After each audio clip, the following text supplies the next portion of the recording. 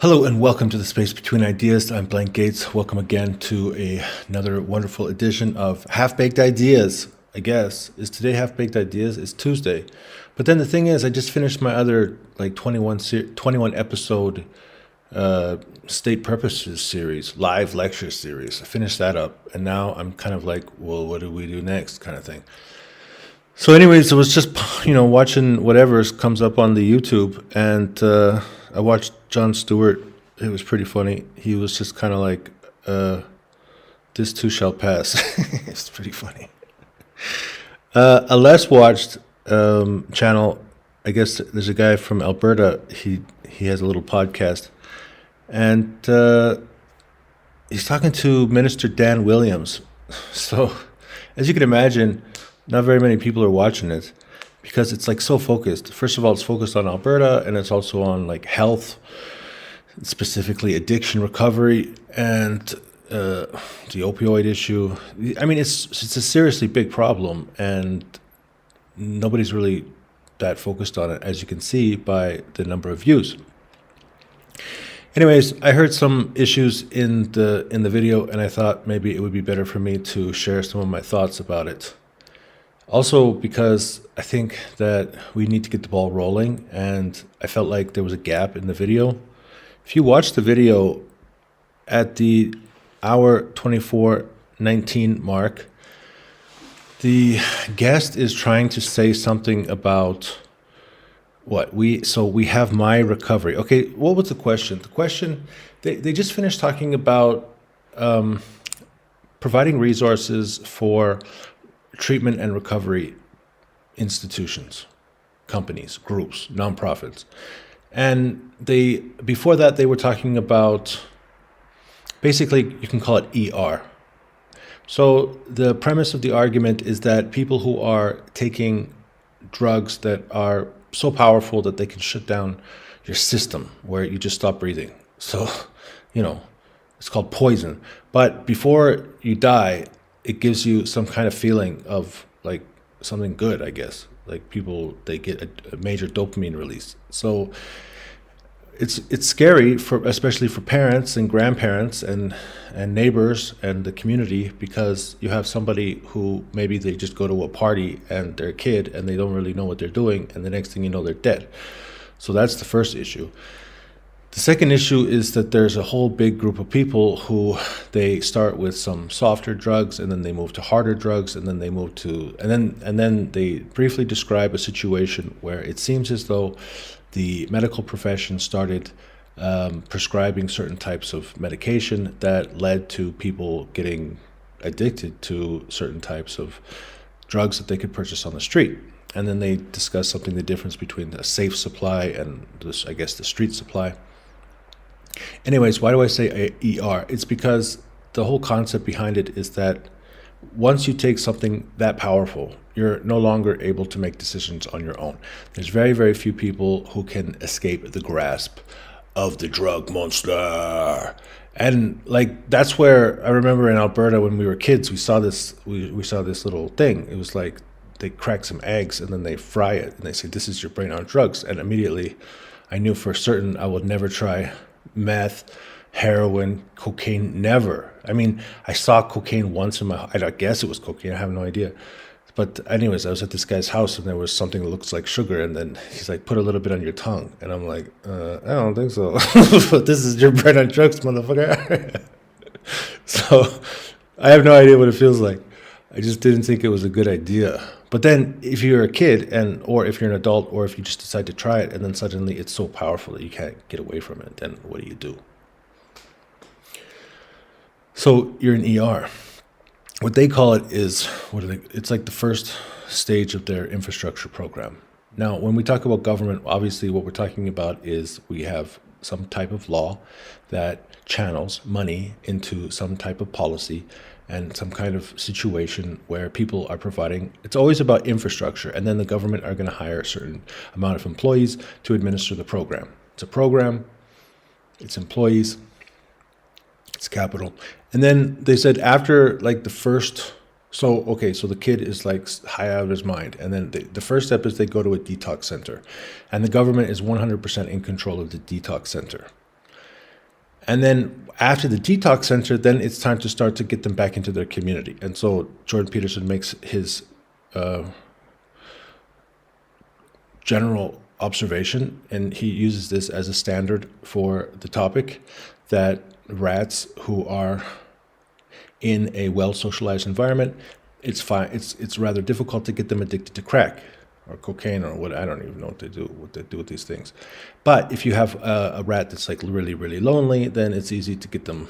Like, I guess if they put it in their water or something. I don't know. Anyways, so he's saying that humans, once they get addicted, then usually their social relationships fall apart because they're asking people for money. And they're always like, they've completely lost the ability to provide society with some type of value that can be traded for money. So they don't have a job, they don't have family, they don't have any people, they don't have any friends, they don't have nothing, they have no community. And then the question is, once you get past the ER, once you get past the detox stage, then the government is funding private. So I guess you just have to sign up with some kind of, I mean, likely most of the people who are being connected to this government funding are community associations which were already set up in the past, and now they're just connected to government funding. Maybe they had this in the past as well.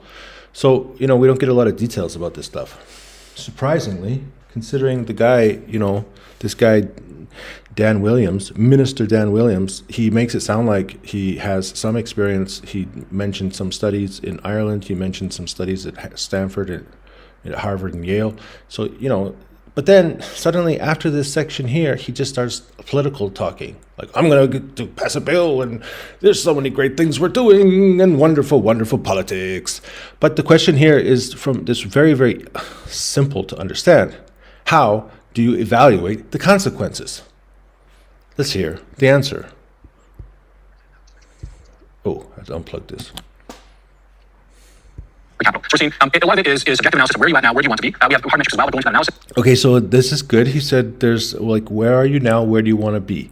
Now, this is exactly what Jordan Peterson does in his future authoring suite. So if you go to his website, Jordan Peterson's website, then you can pay your whatever, and then you're writing down your future authoring, which is a very, very simple concept where you are simply using a variety of different parts of a healthy adult life, and how do you envision yourself achieving some type of desirable outcome. Okay, so I would guess that they're both on the same page. In both of these cases, it doesn't sound like there's too much outside prompting. Basically, they're just asking you, what do you want in your life? And the idea is that as we build up this recovery continuum all along the way, right from the very first time you get into detox all the way to a year later, when you look at the end of treatment in your post-recovery housing integrated community, are you seeing recovery capital continue? Because right now, tragically, recovery capital. So he calls it recovery capital. He's saying that, all right, so where are you now and where do you want to be? And then what do you mean recovery capital? So are you saying recovery capital is a matter of time? So you mean like for how much time are they off of drugs? Or does it mean achieving the specific goals that they've outlined in the paperwork? So he doesn't actually, we don't know if there's actual paperwork. This is the issue I have. When you have a Minister Dan Williams, who is trying to stand up in front of everybody and say, listen, I'm the guy who has the answer. And then you say, okay, let me see the paperwork. And he says, what? Only metric we use across Canada, I'd say probably across all of America. The only metric we used across Canada, and I'd say probably across all, is overdose deaths, which obviously is those deaths. What? So your only KPI for whether or not these recovery centers are successful is there a decrease in the number of deaths? That's a low bar. I mean, at least you have a bar, That's so fast. So, I mean, that's just, I don't really, oh, you mean the talking's fast. Okay, let's slow it down a little bit. Yeah, because I have an extra thing, so I can turn it up to like 3 times, 5 times, whatever. To see as few as possible. That's why I'm about the compassionate option of giving everyone a chance at recovery. But before, that's a latent indicator. Oh, now we got, okay, anyways.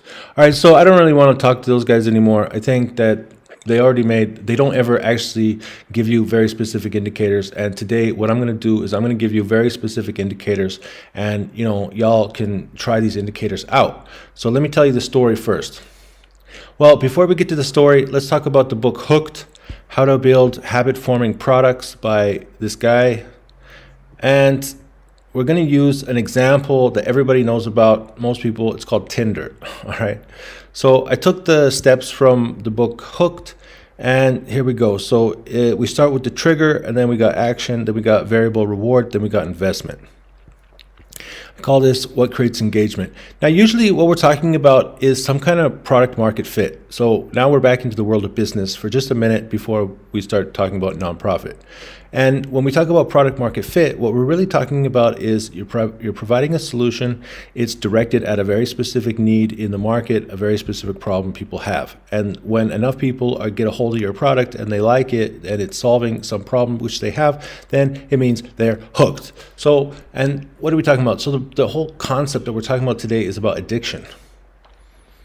So what is addiction? Like, I think that people say people are addicted to porn. I think it's so ridiculous. Like, some people are not addicted to porn. They're addicted to something else that they do while they're watching porn. It's so crazy. So exactly. So the question is, you say you're addicted to chocolate. Are you addicted to chocolate? No, you like the feeling of eating chocolate and the feeling that you get after you eat the chocolate. It's all about the feeling. You're addicted to the feeling, and this is just simply a medium in order to achieve that end. All right, so the question is, what is the association between the user's emotion and your product? And that's how you get somebody addicted to products. So let's talk about Tinder. All right, Tinder. So at first we got the external, what gets the user to the product. All right, so we're gonna go through 3 rounds, and you're gonna see how Tinder uses this little methodology. They use it 3 times in their product, and that's why it became so famous so fast. Number 1, external trigger. What gets the user to the products? Okay, so what we're talking about here is somebody probably tells you about Tinder. Oh, did you hear about Tinder? Or you did a Google search. So you say, I want to meet somebody online, and then this product shows up. You download the product, and then it asks you to do certain things. It'll actually, so there's usually an onboarding process. The first thing it's going to do is going to ask you to sign up with maybe your Facebook. And then immediately, the next thing it says is you need to upload a picture of yourself. Then you need to write a short description, and then you can swipe right, and then you can swipe left, and then you can swipe whatever. And so when you take the action, when you swipe, there's something called a variable reward. What is the first variable reward? What happens is after you swipe right, depending on the number of people who enjoyed reading your profile and seeing your profile pictures, then a certain percentage of those people will also swipe right. And so by you making a profile, you're making an investment. And by you taking that original action, you are making an investment. And when you have some expectation for other people who might swipe right on your profile, you are also making an investment. So in this case, the patience, waiting, and then suddenly, wow, okay, you get what? A match. Okay, so what does the user really want? So the next time you open up the app, so before you get the match, or maybe you got the notification, right? So a notification is an external trigger.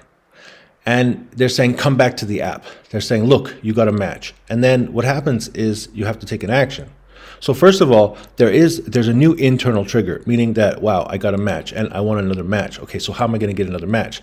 Because now they're going to take some action. What do you mean? Well, I'm going to improve my photos. I'm going to improve my description. I'm going to improve my profile. I want to make it so that not 5% of I swipe right 100 times, only 5 women swiped right for me. That means I got a 5% success rate. That means, okay, so now I want to make some investment, and I want to improve my profile. And then suddenly, wow, the variable reward changes. In fact, now I'm getting a 10%. Now I got 10% of the ladies want to continue the discussion. And okay, so the next loop around the external trigger, you get some notification. It tells you come back to the app, and you need to write some messages. And then also you want to write some messages, but you're not really sure why, because you haven't had the dopamine release yet. So you write some messages, and then suddenly some of the ladies are replying to you. Boom, you get the dopamine hit.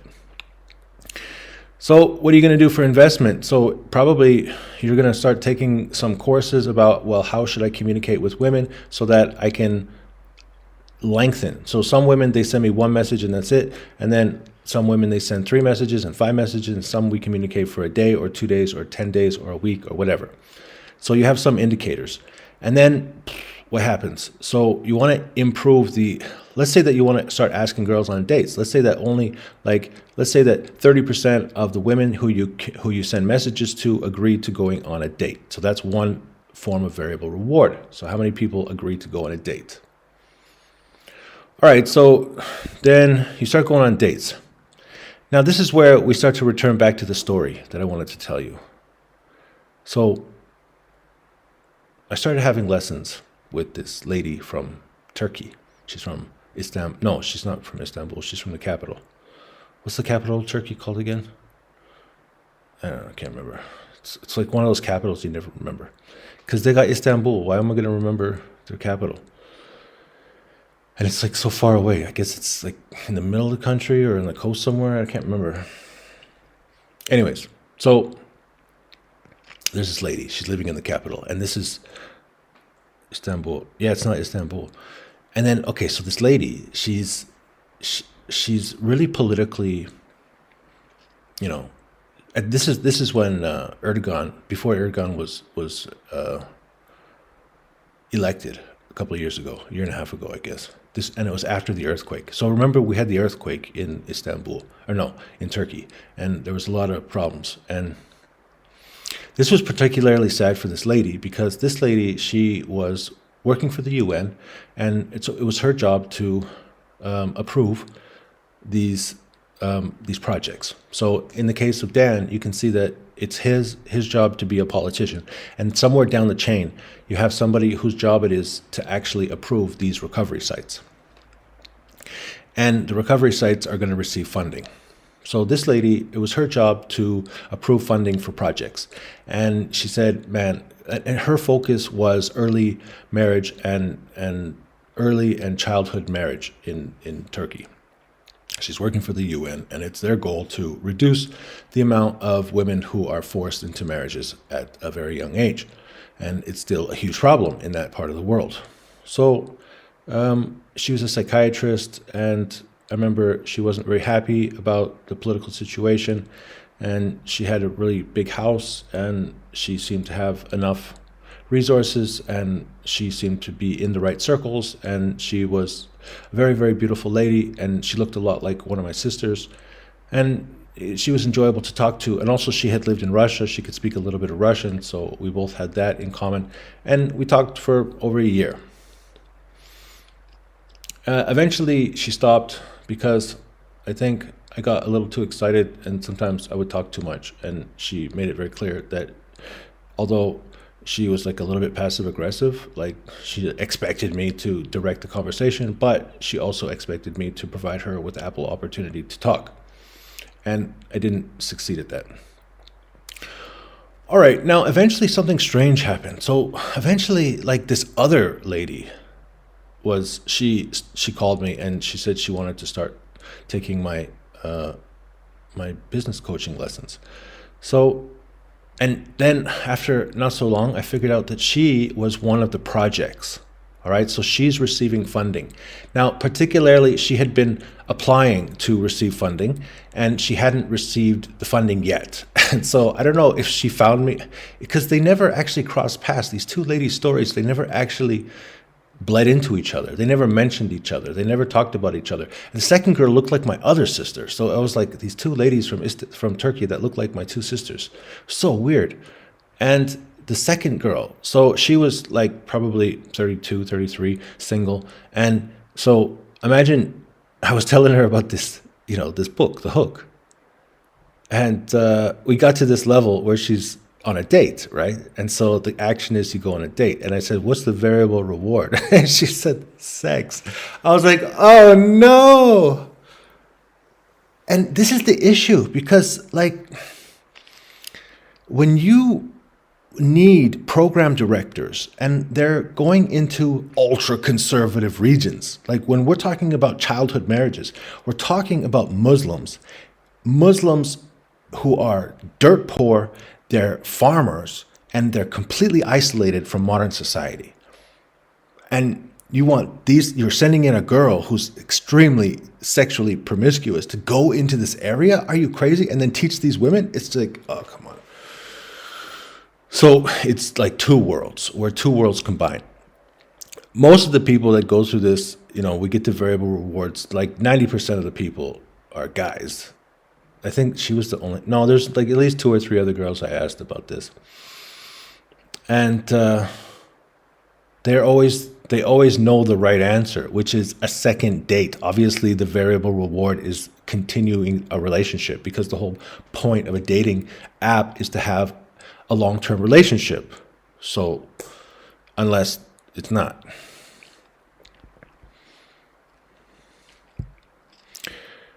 Now, what happened with this lady is that she started sharing her thoughts and feelings, and we spent weeks and weeks and weeks putting together this thing called Valuing and Supporting Women's Contributions. So the endeavor is to establish a mindset where the contributions of women are valued and supported. Right? And I think that in my own religion, if we go back to the oldest women's organization in the United States, the Relief Society of the Church of Jesus Christ of Latter-day Saints, then you're going to find out that there has always been a long tradition of women helping women, and it's mainly educationally based.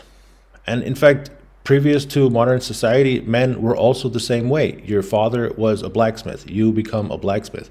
So even the existence of your family profession was a mentor. Your father was a mentor. He's teaching you how to stay alive.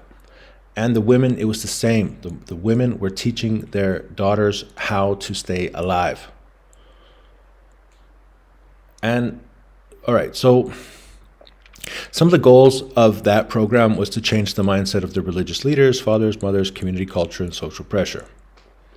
Because they're okay, so we could say this is the same as Dan. So Dan says we want to reduce the number of overdoses that lead to death. And in this case, they wanted to reduce the number of early child and forced marriages. Now, rather than, like, you can't just go in and send the police, right? You can't. It's like, how do you deal with this? So you have to pick a very thin group of people first. And in the case of Turkey, the group that they wanted to focus on was homes where women were being abused. Unfortunately, you can't just take a woman and yank her from her family and then throw her inside some kind of UN-funded group and then say, okay, you can stay here now. Because you have to have evidence. The law shows, the husband comes and says, what are you doing? And then they say, oh, we're helping her. And then he says, no, it's my wife, and I'm taking her back. So then we had to really focus on what does it mean to create intervention processes. So the women, they need to develop they have to have a process for collecting data. You have to teach data collecting skills and then create awareness of the importance of collecting data. So if a woman decides that she wants to leave her husband, then she needs to have all of this data to support her claim that she is being abused. Obviously, this is in a place in the world where life is a little bit different than Alberta, but at the same time, I don't know if we're just going to skip that step. Probably we'll just skip that step. All right, let's keep going. So we develop a model that can be rolled out in other cities. So numbers, causes for numbers, what can be done to impact the causes and numbers exactly. So we're talking about the numbers. So we got marriage age, under 18 plus 18, voluntary marriage, yes or no. What level of education, employment, pay, status in the home, status in the community. Now, so right away, we start with these indicators. All right? We're not just saying how many forced marriages or childhood marriages are there. We're not just saying how many drug overdoses are there. Breaking it down, because we need to know more about our demographics. Now, in the next section, we talk about the program aims. So select some of the areas participants will work on and work toward. And in this case, we have levels. Level 1 in the home. Level 2, home plus community. Level 3, in the community learning phase. Level 4, in the community contribution phase. Level 5, in the community development phase. So we have 3 phases before the introduction to the community. After the introduction to the community, and then the first one starts in the home. Number 1, household management. Because why? We're talking about people who are living in tents. So it's time to help them to first identify roles, responsibilities, and opportunities inside the home. And then access to knowledge and resources. So then they're starting to learn how to fulfill those roles, how to take on those responsibilities, how to develop new opportunities. They're given the knowledge, access to knowledge and resources, so they can start to apply those things. Finally, the participant has developed skills in perform responsibilities by applying knowledge with skills and with resources. What is that crap? Why would you call it crap? We're talking about how to help people who are having difficulty in their life. Specifically, in this case, we're talking about people in Turkey, young ladies in Turkey who are forced to be in a marriage with a man that they might not want to live with, and they're under the age of 18. And we're talking about a UN program that a girl wanted to roll out in Turkey. And I helped her to put together this program, which was eventually funded. And I'm just highlighting the various aspects of the program. So you can see there's 3 levels.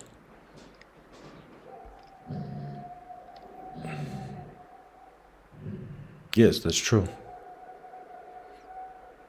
So anyways, so there's 3 levels, and it doesn't really matter if you're a woman in this type of marriage or if you're a drug addict in Alberta. In either case, you have to first learn household management. This is the very first element of life. If you ever want to have any kind of life for yourself, you have to be able to live within a household.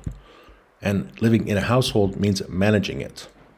So there are 3 steps to learning how to manage a home. Next, we need to increase to the next level, which is educational achievement. Does the person know how to write? Does the person know basic math? Does the person know what? So what are the standards of education that we are going to put for this specific individual? Because every individual has a different IQ, they have different cultures, they have different backgrounds. And so in order to understand, and maybe this is where, if we go back, in the video, we could see that Minister Dan Williams is like, he's not real specific about what the program looks like. But he basically said that it depends on the company, the group, the nonprofit organization. It depends on who's getting the funding. And then probably the funding, that specific group is going to have specific indicators that they need to decide on, right? Because in this case, let's say that we're talking about educational achievement, like household management. To some extent, it's like, okay, we have some standards for household management. And this is what I'm talking about when it goes back to the ladies. So we're talking about, how did the world exist 100 years ago or 500 years ago? So the women, they were being taught by all the other women about what their role was in the home. And then we go up to the next point. So then the men were teaching their sons how to make money outside the home. And in some cases, women also had a variety of different types of education, whether it be reading or playing music or other things. But now in our modern society, the amount of education that women have access to has increased quite a bit. But we're still putting this in the home because we're just doing our homework. We're doing our lessons. So next we jump into the community. We're not going to be able to really, we probably could jump out into the community even if we're not really great at managing our house and even if we haven't achieved educationally. But then, so how do we help these people to access social networks? And then personal awareness and safety. All right, now, so what is the KPI? The KPI is, number 1, Are they able to identify roles? Did they identify their role as someone who wants to be educated? Did they identify their role? So are they going to there's this one guy from Russia and he's living in Canada, and I talk to him every week. And so my recommendation to him was for him to go to auctions, because he worked for a number of Russian banks and he wants to be able to have conversations about money and finances. So go somewhere where you have people, you can talk about money and finances and different options. So he would be very valued at an auction. Or what about a real estate club? So here's two options for this guy about how he can start to build social networks. Now, once they get up to level 3, now we're talking about specific vocational training, job acquisition. This is like, how are you going to make money? Community participation. What groups are you going to work with in the community? And volunteer work. And then you get up to level 4, and now it's your job to become a mentor. And how are you going to be a leader in some kind of community program?